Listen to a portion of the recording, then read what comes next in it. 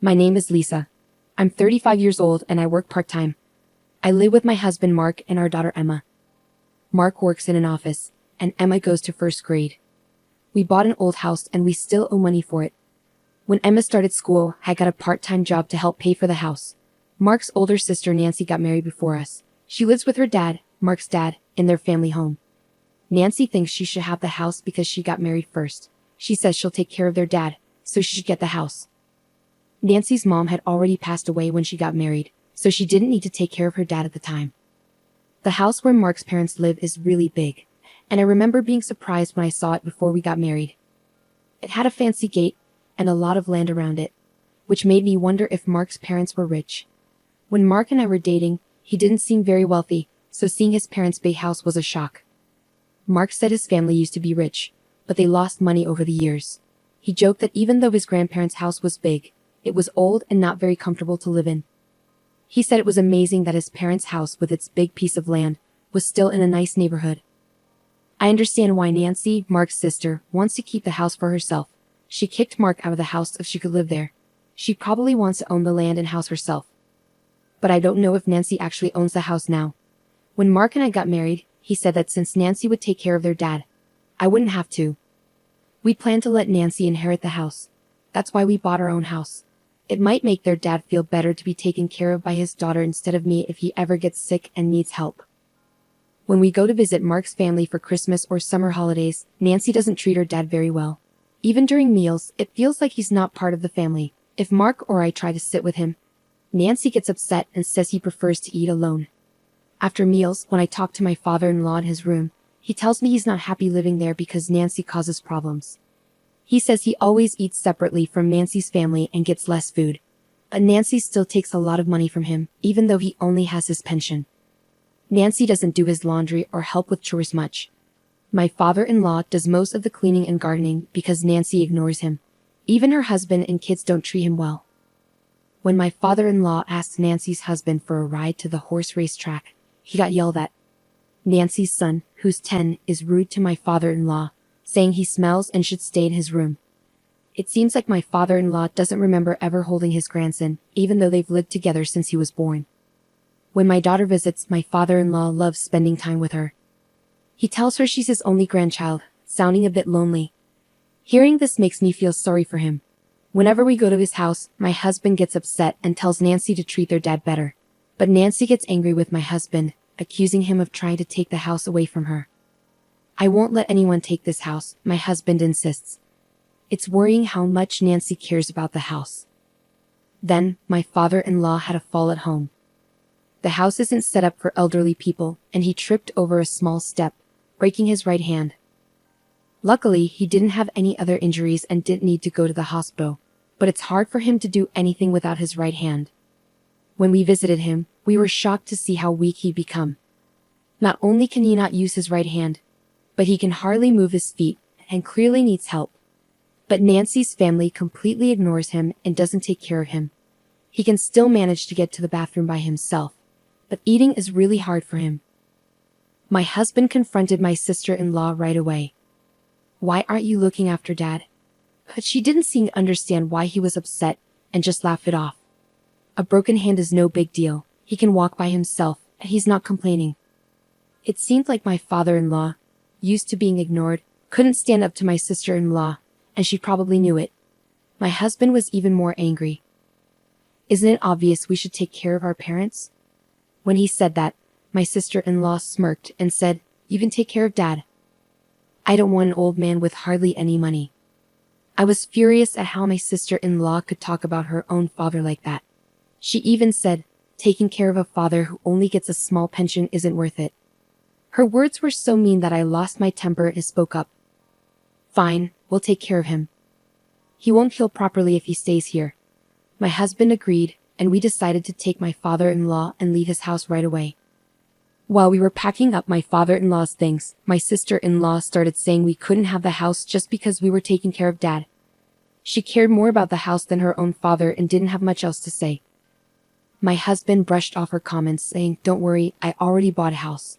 I don't need this one. Do whatever you want with it." My sister-in-law seemed relieved to hear that. Even as we were getting ready for my father-in-law to move, my sister-in-law and her husband didn't help. Instead, they were mostly interested in checking if there were any valuable items among his belongings. They were probably relying on his pension, but with him leaving, that would stop.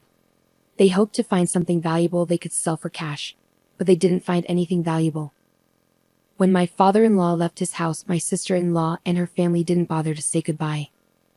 They were very cold-hearted. When my father-in-law arrived at our house, he seemed much happier as he played with my daughter. He was like a different person compared to when he was living at his old house. We let him stay in a room that we weren't using, but because the move happened suddenly, we couldn't make any preparations. If we had known earlier, we could have done some renovations, like installing handrails and removing steps. I said to my father-in-law, feeling sorry that we weren't fully prepared, "I'll install the handrails later." To my surprise, my father-in-law also apologized. "I'm sorry for making you worry. I wonder if $200 million will be enough to take care of me and my horses." I couldn't help but laugh. Was my father-in-law making jokes now? He seemed much happier since moving in with us. Horses? I chuckled, knowing it was unlikely. "I'm not sure how much it costs to take care of horses, but taking care of you will probably cost more." I couldn't understand why my father-in-law brought up horses, but his joke seemed way over the top, like something a wealthy person might say. But when I saw his worried face after my response, I started to worry too. He asked, "Does taking care of a person really cost that much?" "All I have left is $200 million. Looking at his serious expression, I realized he wasn't joking earlier. I panicked and tried to explain that my previous comment was just a joke. $200 million is more than enough. It's actually too much. I rushed to my husband to ask about the horses and the $200 million. He was just as confused, but then he remembered something about his grandfather being a landowner. "Remember how I told you my granddad was wealthy? Maybe Dad used to own horses." My husband and I decided to talk to my father-in-law to get the full story. It turned out that he had been owning horses for years, and his trips to the racetrack were actually to check on his own horses, not to bet. He had kept this a secret from his family, so my husband and his sister had no clue about it. Now, with his broken hand and thinking about his future, he worried that if he mentioned owning horses and having $200 million in assets, his daughter and son-in-law might demand it all. He got concerned when I mentioned making home modifications, thinking it might trigger their demands. That's why he decided to tell me about his horse ownership and finances. Understanding the situation, my husband reassured his father, saying, "I'm not sure how much it costs to take care of horses. If you've got $200 million, you should be okay. We'll handle your caregiving expenses, so don't worry about it." His confident words reassured me too. After checking with the person who had always looked after the horses, we made sure there wouldn't be any issues, and we'd put the horse matter to rest. Now that I knew my father-in-law was quite wealthy, I started to see him in a different way. I couldn't help but think that his daughter, who had kicked him out despite his wealth, would regret it once she found out the truth. The idea of her regret brought me some satisfaction. Since my father-in-law moved in with us, our lives had changed. It was busy juggling my part-time job and taking care of him, but my husband helped, and we managed. Having my father-in-law at home brought a new companion for my daughter, and he seemed happier too. His walking had improved since he moved in, and even though we hadn't finished the home modifications yet, he could walk slowly with a cane. Although his broken hand hadn't healed yet, he was practicing eating with his left hand. In his old home, my father-in-law didn't move around much because his nephew would complain whenever he left his room. Even when he tried to go to the racetrack, his son-in-law would seem annoyed. This lack of activity might have contributed to his muscles weakening and his fall. On sunny days, he enjoyed going for walks with my daughter. I had been so focused on my father-in-law's recovery that I hadn't thought much about my sister-in-law. However, 3 months after my father-in-law moved in with us, my sister-in-law called in a panic. "Is Dad there? If he is, get him on the phone right away." But at that moment, my father-in-law was out for a walk with my husband and daughter. When I told her that, she got even angrier. "You knew, didn't you? You knew that house was rented. That's why you took Dad to cause problems for us." I was confused by what she said. She seemed to be suggesting that their house was rented, but she had always boasted that it was theirs. While it might still be in my father-in-law's name, calling it a rented house didn't add up. As I struggled to respond, my sister-in-law became even more upset. Some man claiming to be the landlord of our family home showed up, saying I'm behind on rent and that I need to either pay up or leave. I was even more confused when she mentioned the landlord of the in-laws' home. Shouldn't it be my father-in-law? Did he go to collect rent for my sister-in-law? Just then, my father-in-law returned, so I quickly explained the situation and had him answer my sister-in-law's call. With a hint of anger in his voice, my father-in-law spoke to the daughter who had driven him out of his own home. Weren't you told that the house was rented? That house belongs to the company where my father was the CEO. I've been paying the rent until you kicked me out. My father-in-law sounded distant, and my sister-in-law, sensing his anger, shouted from the phone, I haven't heard anything about this. I'm coming over right now, so wait for me. About 30 minutes later, my sister-in-law and her husband arrived, looking flushed and surprised to see my father-in-law walking on his own. But there were bigger issues to address as my sister-in-law erupted once more. I thought the land and house belonged to you, Dad. Did you deceive me? My sister-in-law's husband asked. All that aside, can you please pay the rent? If you don't, we'll be kicked out of the house. My father-in-law laughed it off.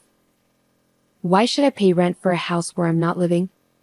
After you guys kicked me out, don't you think that's a bit too much to ask? Unable to respond to my father-in-law's reasonable statement, my brother-in-law fell silent. This time, my sister-in-law began to speak. Dad, were you planning to make us struggle from the beginning? You seem far more energetic than when you were living with us, even though you pretended to be injured. To address my sister-in-law's strange accusation, I intervened. That's because he's been doing rehabilitation exercises every day, working on walking, and practicing using his injured hand for eating. My father-in-law chimed in, reinforcing my words. I actually think being kicked out by you guys was a blessing. Since I came to live with Mark, we all eat together, and I'm never made to feel like a nuisance. Upon hearing this, my sister-in-law and her husband fell silent, their jaws clenching shut. Then, right on cue, my daughter came and unwittingly revealed my father-in-law's true status. Grandpa, your horse is going to race in the next horse race, right? My father-in-law grinned and replied, yes, it'll be in this Sunday's race. Why don't we go watch it together? My daughter happily dashed off, but my sister-in-law and her husband seemed to grasp the significance of this. They hastily asked my father-in-law, Dad, do you own a horse? Are you a horse owner? My father-in-law replied, a smug look on his face. I stayed silent because I knew if I mentioned money, you'd try to take it. And I know talking about horse racing always makes your husband frown. With that, my father-in-law's previously cheerful demeanor turned serious. His intimidating expression sent shivers down my spine. And as he began to speak slowly, the tension in the room intensified. I no longer consider someone like you, who disrespects your own father, as my daughter. I knew you only moved in with me for the inheritance. Caught off guard by my father-in-law's stern words, my sister-in-law was visibly stunned. With the final blow, my father-in-law declared, you won't get a single cent of my inheritance. Upon hearing this, my sister-in-law appeared shocked and stumbled backward. Her husband, who had been trying to support her, looked defeated and left the room. The rent for my father-in-law's house was a hefty sum, and it was impossible for my sister-in-law and her husband to afford it. So inevitably, they had to move out. I had no idea that my parents-in-law's house was rented, and my husband didn't know either. He later confirmed it with his father. After moving out, my sister-in-law, who had been spending money recklessly without worrying about rent, suddenly found herself in a financial crisis. Their spending habits were hard to break, and they started relying on credit cards to make ends meet, which only resulted in mounting debt. I heard that my sister-in-law and her husband, unable to rely on my father-in-law anymore, moved to her husband's parents' house, but I'm not sure what happened after that. Meanwhile, things have been going well for us since we started living with my father-in-law. My father-in-law, who had previously broken his hand, healed well, and his legs and hips became stronger to the point where he could do everything on his own. He's now so energetic that he goes jogging with my daughter. He's like a completely different person from when we first moved in. Since that incident, my father-in-law has been having discussions with my husband and thinking about the future, even drafting a will. I'm not sure what's in the will, but I assume he's arranged things so that his daughter won't inherit anything. What made me happiest was when my father-in-law paid off the remaining balance of our home loan. We still had nearly 20 years of payments left, but I'm grateful that he paid it off ahead of schedule. With the loan fully paid, my father-in-law is considering doing some renovations to our home to make it more accessible. He talks about his plans with a smile, but I don't want him to talk about becoming bedridden. I want him to stay healthy for as long as possible.